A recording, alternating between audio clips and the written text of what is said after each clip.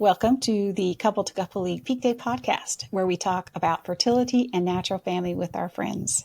Today's guests are Zack and Faith Thibodeau. Faith was raised in the Church of Christ, but left as a teenager, and about 2 years ago, she joined RCIA and entered the Catholic Church last Easter. Faith worked for Make-A-Wish, New Hampshire, and enjoys crocheting, quilting, cooking, and her cats. Zack is a recent graduate of Yale University, where he received a bachelor's in political science, focusing his studies in constitutional law. During his time at Yale, he learned more about his Catholic faith and promoted the Catholic intellectual tradition at Yale. He enjoys reading about the church, playing board games, and kayaking. Faith and Zack were married in 2024, and they are expecting their first child in May. And they now live in Dallas, Texas. Thank you, Faith and Zack, for joining us on the PeakDay podcast. Thank you so much for having us. Thank you. Yes, it is a pleasure to speak with you. So let's just start at the beginning. How did you guys meet? So we met through Catholic Match, which is a online dating app. And so I was in Yale at the time in Connecticut. Faith was in New Hampshire. Manchester, New Hampshire. And, I had been traveling up every once in a while to Massachusetts to visit my aunt. And so I had kind of reached out to Faith and said, hey, do you want to meet halfway, because Massachusetts is halfway. Okay. And so we met at a church, had mass there. For our first date, yeah. For our first date. We went to a lot of mass.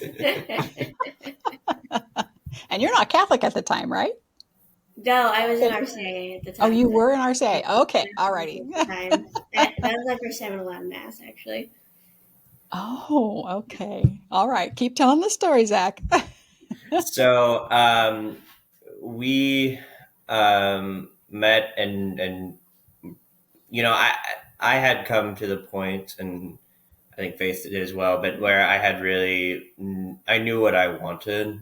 So I wanted someone who was within the Catholic Church, interested about learning the church. I had decided that I was going to go into the church on my own, and Faith obviously did as well. And so I wanted someone who was independently motivated to do the church. I didn't want someone that was, not interested and feel like I had to kind of push because that's ultimately, your choice, an individual thing.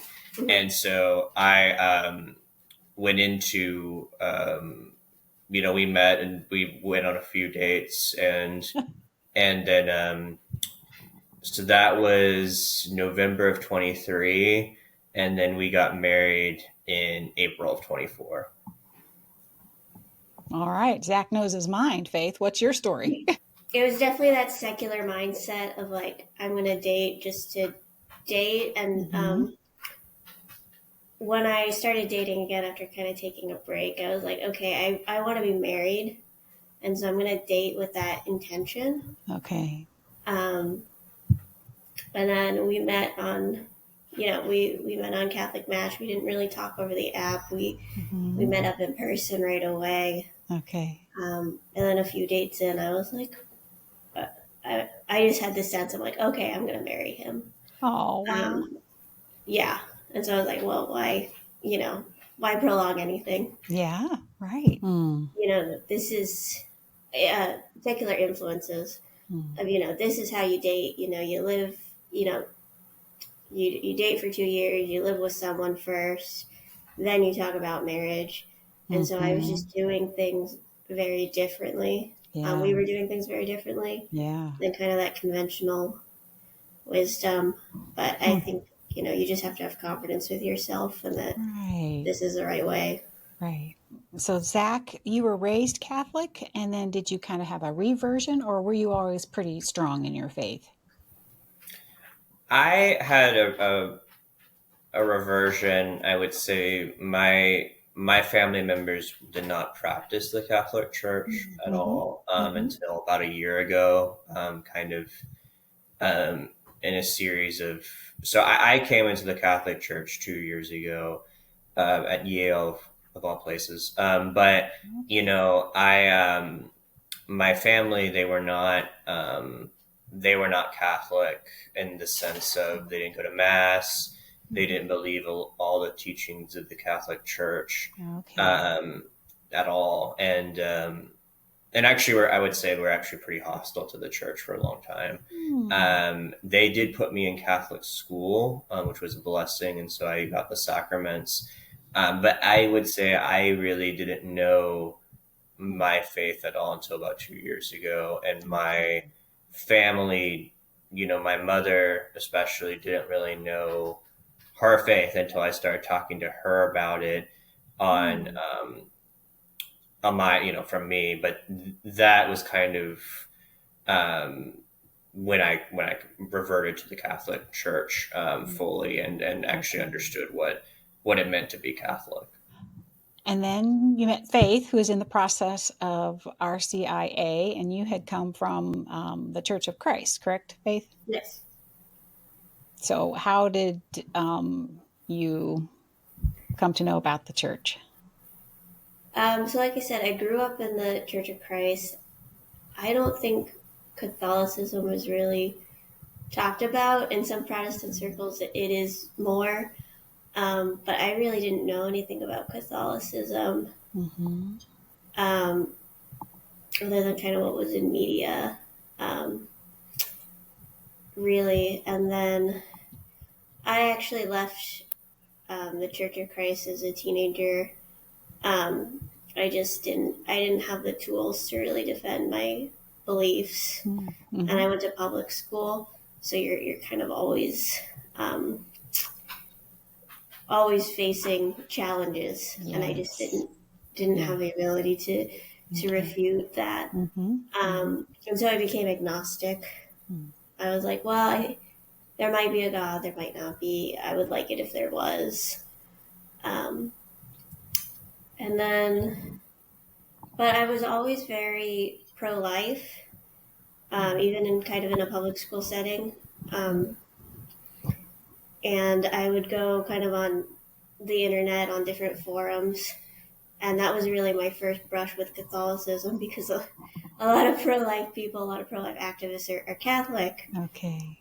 And I was like, oh, wow, they really have it right on this issue. And then I got older, and I think the Lord kind of just opened my heart, because I was like, I really want to be a practicing Christian again. Okay. I just don't know what that would look like. Right.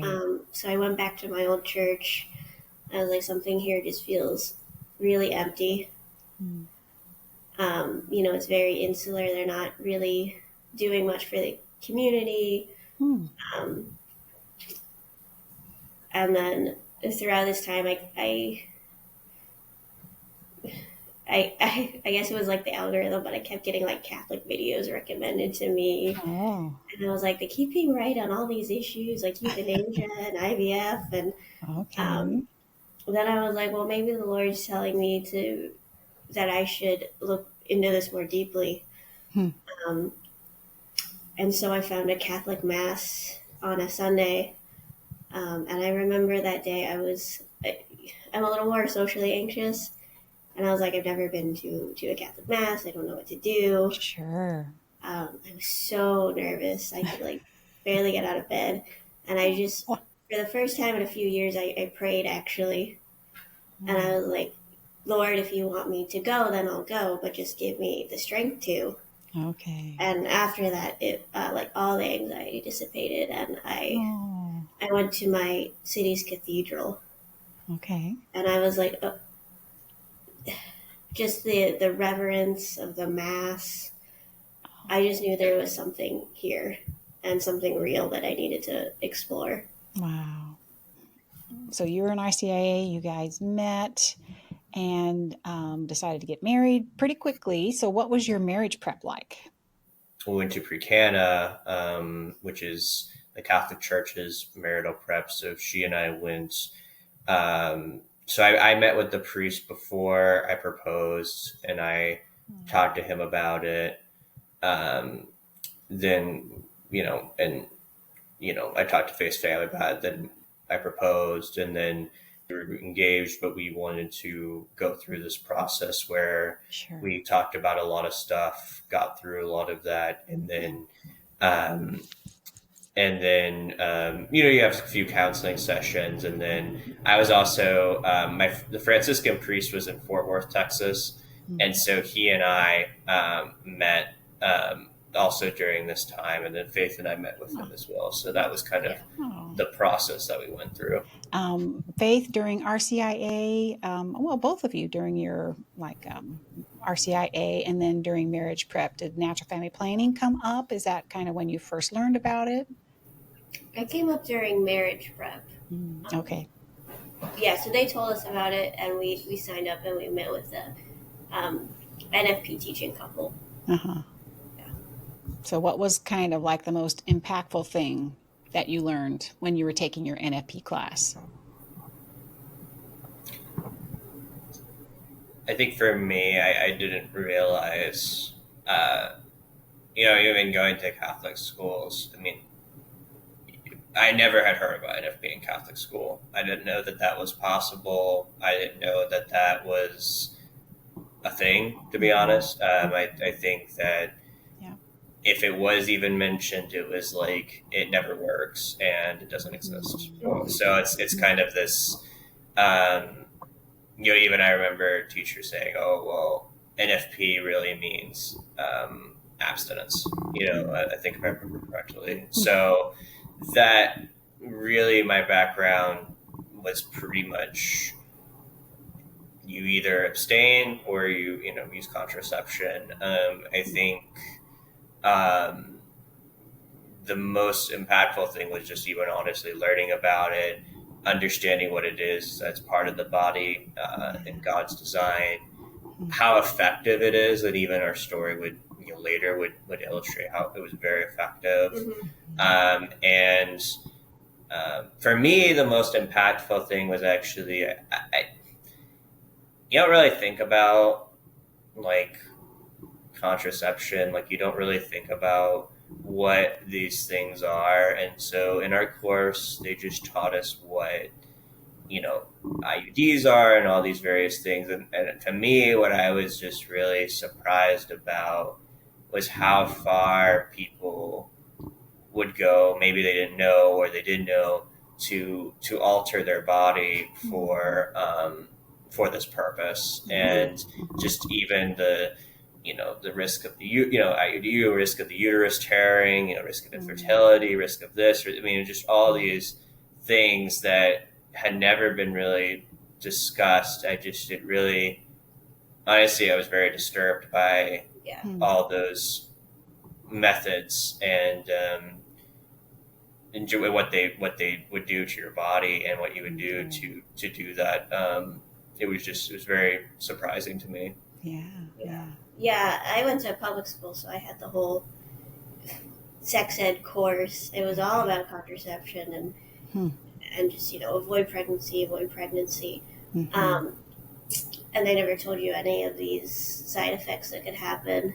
But I think the most impactful thing for me is, I did sex ed. I knew my period would come once a month. I had no idea about ovulation. I had no idea how my cycle actually worked, how my body actually worked. Right. These things are happening in my body to signal fertility, and I didn't know what that was. I was just like, oh, that's normal. And so NFP just gave me a really, a sense of how my body worked and about this design it has. Sure. That was very, empowering and reassuring. I was like, okay, it's normal. Right. Did you have a lot of interaction with your teaching couple? I mean, did they, have a pretty good influence on you together? Yeah, I would say so. They were really, I still talk to them. We still call them. And The teaching couple was really amazing. They really helped us a lot with just understanding what NFP was, she was on call, so even after our course, we could call her, ask her questions about this or that. She offered to read Faith's charts when she had to go into surgery, and she gave us just a lot of information and really a lot of support that I didn't really have in this path, because it was kind of seen as not, not, a lot of people were like, well, this isn't, NFP isn't scientific. And it's like, well, actually it is. And so there's just a lot of misconceptions that people had about it. And so they were very helpful in that process. I think they were the best example we had of a couple that was in church teaching. And, I had talked to someone who was Catholic, who was older, and telling her I was in an NFP course, and she was like, "You're doing the rhythm method? Like what?" Oh. I'm like, "That's not what it is." She's like, "That doesn't work. My grandma had 17 babies doing that." I'm like, "Oh, my grandma, yeah." Oh, if only they knew, right? So it sounds like you guys did not have any issues or questions about using NFP and practicing that as your using that as your family planning method. No, once I knew how my cycle worked, it just made sense. Yeah, like it just made scientific sense to me. Right. When you guys got married, were you just ready to start your family, or were you planning on waiting a little while?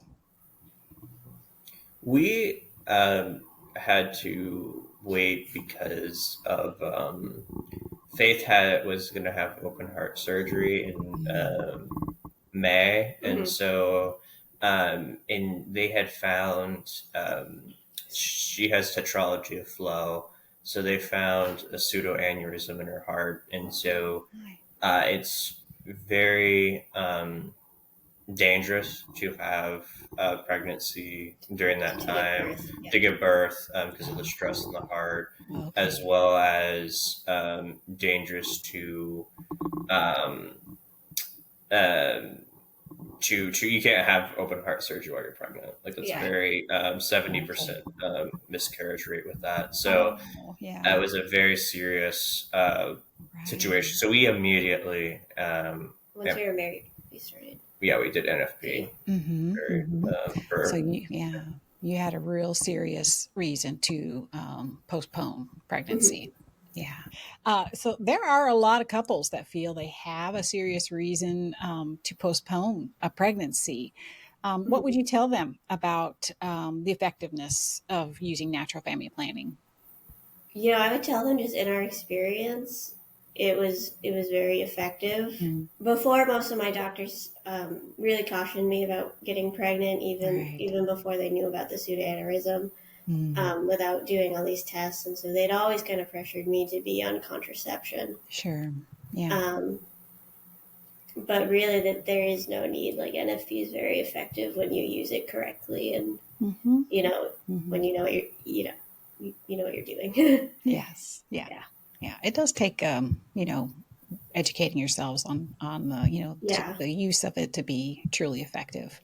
Sometimes God has other plans, but we can only do so much. Now, Zach, you're visually impaired. What kind of stumbling blocks were there to learning and maybe even practicing natural family planning?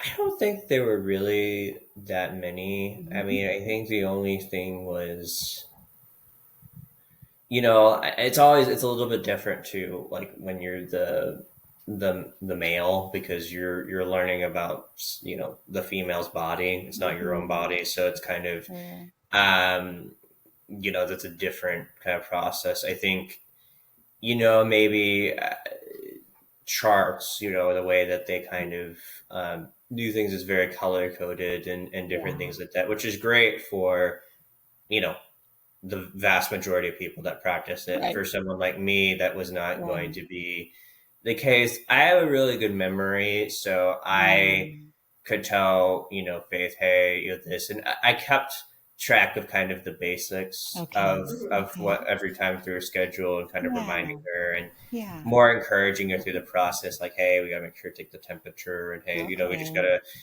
do all that kind of stuff. Yeah. I think my couple was very helpful, and so when I asked them, questions about it, they were very open to discussing it with me, and they were very clear about all of that. So I really didn't have any issues. I think that's the other thing Okay. is you could use a thermometer that will speak to you. So Okay. Yeah. yeah.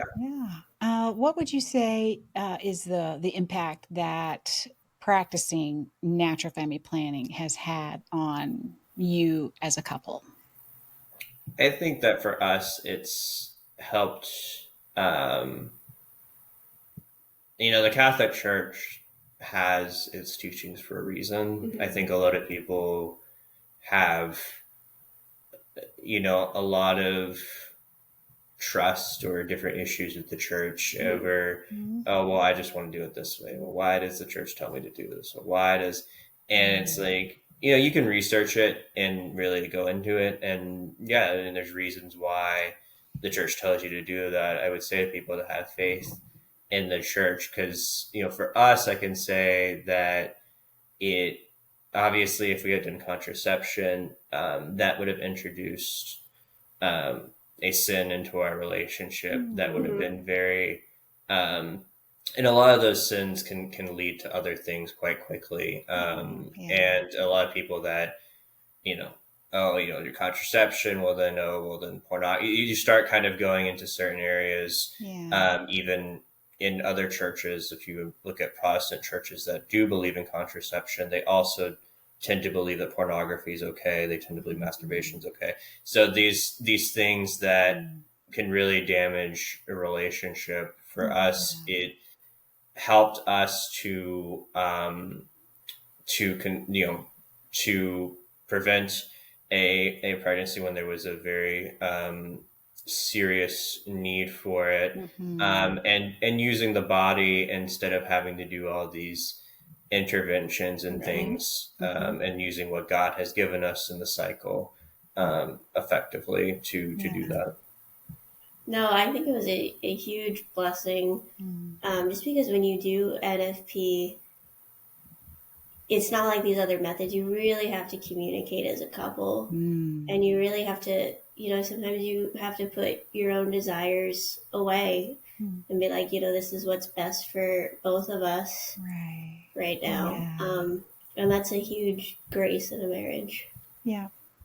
Beautiful. What would you want other couples to know about preparing for marriage and taking a natural family planning class and practicing it in their marriages? I think what I would say is,